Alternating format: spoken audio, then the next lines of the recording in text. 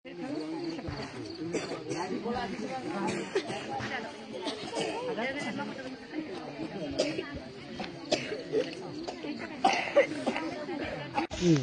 गरे हो? अरू के गरेको छैन, त्यो भित्र मात्र पैसा गयो।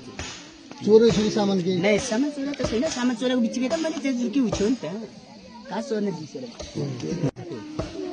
अरू के त्यो मेरो अंकल छ त, उसको भाइ, गाजरको भाइ। प्रकाश। प्रकाशले के गर्नु भएको छ भन्ने त्यो राति 12 बजे के अर्थ छ? अर्काको गाउँमा जान मिल्छ? राउटे बस्तीमा आएर अरू पनि त आरोप लगाउँछ। क्लियर बोले नि। सरी भन्नु मलाई सरीको कुरै भएन नि। बाहिर एउटा सुन न, मेरो नाम कलम साई हो।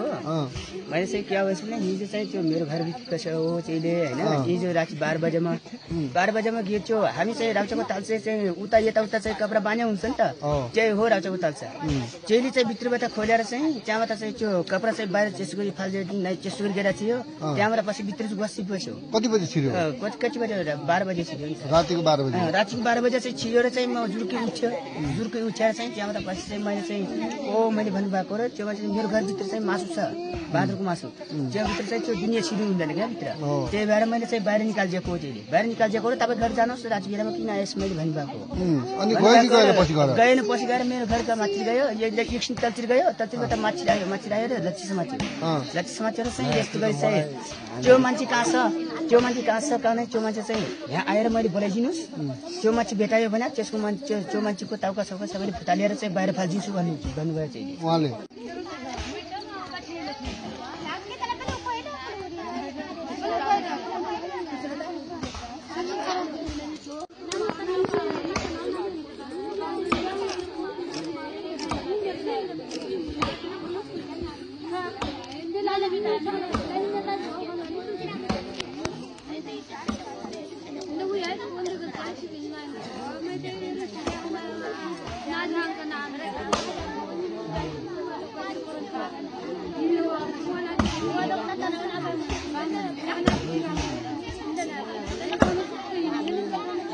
त मैले घरमै हो। कहाँ घर? आफ्नो तल। कहाँ तल? तिल्के पानी। माथि तिल्के पानी के? तिल्के पानी भनेर त्यही हो भाइ। माथि कहाँ छ तिल्के पानी? तिमी माथि तिल्के पानी कहाँ छ? तिमीले ढाँटिरहेको छ? तिल्के पानी त भनेर तिल्के पानी के?